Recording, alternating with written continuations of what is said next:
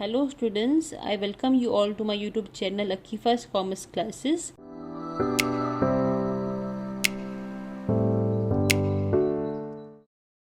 So in today's session we'll solve journal entries. Okay, so before this video I have uploaded two videos on journal entries. The first video was wherein I discussed the easiest journal entries.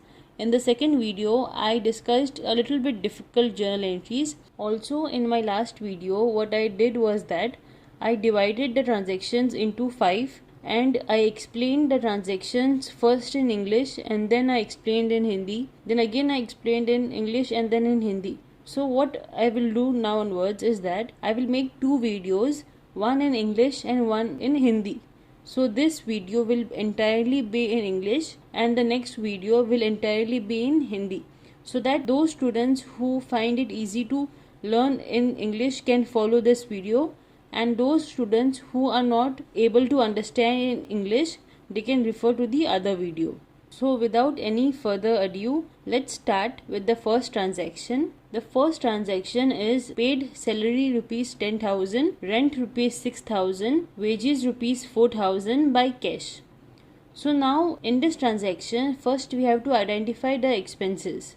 Okay, so as we can see that salary, rent and wages, so all these three are expenses. Okay, so we know that the nominal account rule says that debit expenses and losses. So according to that rule, salary account will be debited, rent account will be debited and wages account will be debited. And what will be credited? Cash will be credited, because cash is a real account. And the rule says debit what comes in and credit what goes out. So cash is going out, so it will be credited. So as we can see in the solution, I have written salary account debit 10,000, rent account debit 6,000, wages account debit 4,000, to cash 20,000, and the narration is being salary, rent and wages paid in cash. Okay, so let's move on to the second transaction, that's outstanding salary rupees 30,000. So students, we have to first understand the transaction. Okay, what is outstanding salary? So outstanding salary is that salary which is not yet paid. Okay, salary is an expense, so outstanding expenses are those which are due in the current year, okay, but still they have not been paid. So here what happens is that we have not paid the salary even though we have to pay it, even though it is due in the current year. So still it is an expense to us, right? So what will be the entry? The entry will be salary account debit to outstanding salary account. Students, we have to remember that outstanding salary means the salary that we have not yet paid. So the narration for this will be being outstanding salary paid. So let's start with the third one, that is paid to Hassan rupees 2,000 in cash and rupees 4,000 by check. Okay, so now we have to remember that Hassan is a personal account. Okay, so what does the rule say? Debit the receiver and credit the giver. So here the transaction says that paid to Hassan. It means we have paid to Hassan, therefore Hassan is the receiver. Okay, now how we have paid? We have paid 2,000 in cash and 4,000 by check. So in total, what is the total amount of money Hassan has received? It is 6,000. The bifurcation, whether it is given to him in cash or by check, we'll discuss about that in a later stage. First you have to determine how much amount of money he has actually received. So he has received in total 6,000. Therefore, the entry will be Hassan account debit 6,000, then to cash 2,000 and to bank 4,000. So students, as I told you all in the previous video, that we will write bank as in when the check is mentioned. Okay. So what is the narration? The narration for this is being payment made to Hassan in check and in cash. So students, let's start with the fourth one. Sold goods to Raj rupees 2 lakhs at a trade discount 20% and 5% cash discount. So students, this transaction includes trade discount as well as cash discount. So this kind of transactions are a little bit tricky, and most of the students find this kind of transactions very difficult to solve, wherein it is very easy if you solve it step by step. Okay, so as you all can see that I have given the brief bifurcation of how I have calculated the amount. Okay, so first let's start with the total amount of goods that we have actually sold. So in the transaction it's mentioned it is rupees 2 lakhs. Okay. Now it is further said that there is a 20% trade discount. So students, what we have to do is we have to calculate 20% on 2 lakhs. So when you calculate 20% on 2 lakhs, it comes to rupees 40,000. So we know that whenever discount is given, it will be deducted. Okay. So what we have to do, we have to deduct 40,000 from 2 lakhs. So it comes to 1,60,000. Okay. So total cash is 1,60,000. Then further it is said that there is a discount, a cash discount of 5%. So what we have to do is we have to calculate 5% on 1,60,000. Okay.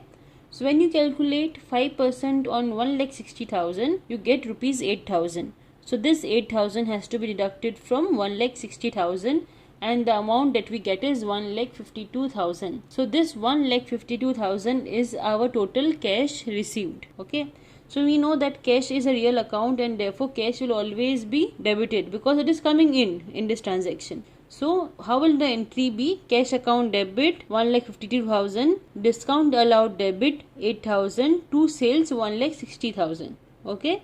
So the total amount of sales that we had was 1,60,000. From that, the discount that we allowed was rupees 8,000. So the total amount of cash we received was rupees 1,52,000. So let's start with the fifth one, that is charge depreciation at 10% on furniture costing rupees 50,000. Okay, so students, we have to know what is a depreciation. A depreciation is usually a deduction in the value of an asset. Okay, because what happens is, because we use the asset over a period of years, what happens is there is a decline in the value of the asset. Okay. So also according to the Income Tax Act, we have to charge depreciation at the end of the accounting year. Okay. So in short, depreciation is like a loss for us. Okay. And it is a kind of expense, and we know that expenses are nominal in nature. So here it said that we have to charge 10%. Okay. The total amount of furniture is 50,000. So 10% of 50,000 is rupees 5,000.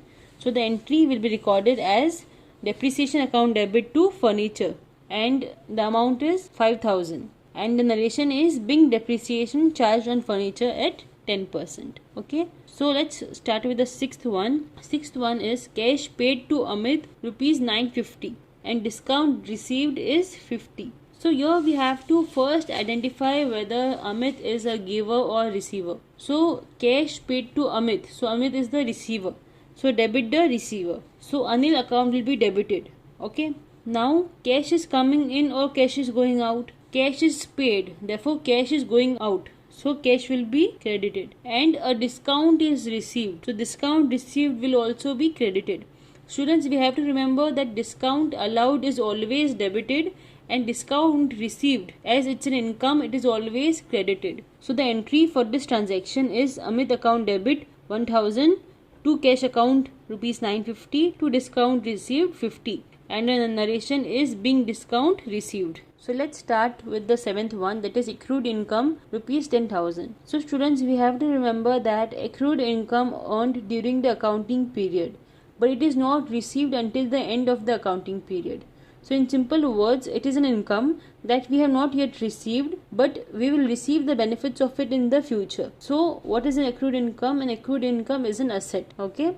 Therefore, the entry for this would be accrued income or accrued interest account debit to interest account, and the amount is 10,000 debit and 10,000 credit, and the narration is being interest accrued. Okay. Let's start with the eighth one.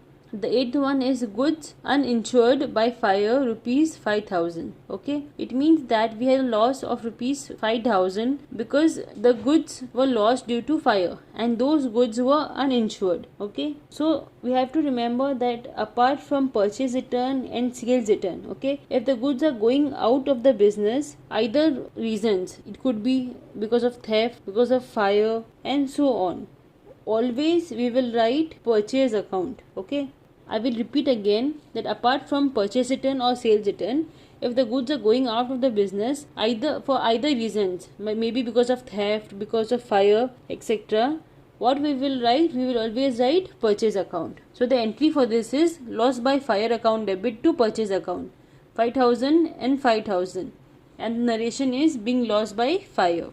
Let's start with the ninth one, interest on drawing rupees 10,000. Now we have to know what is drawings. As I mentioned in my last video, that whenever the owner of the business, he withdraws a certain amount of money from the business for personal use, it is known as drawings. Okay, so drawings always have debit balance.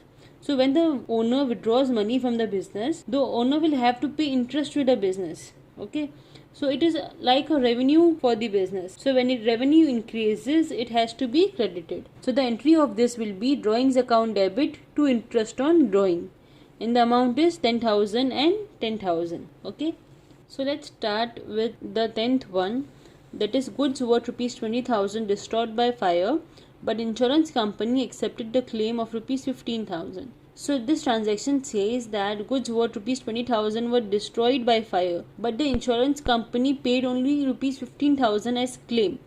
So students, first of all, we have to remember that insurance company will never pay the full amount. Okay, there will be a difference between the goods that are actually destroyed and the claim that we have received. And also one thing that we have to remember, that whenever such kind of transaction comes, we will never write cash. We have to write bank, because all companies, they have bank transactions. Okay, it means an insurance company will not come and give you cash in the company.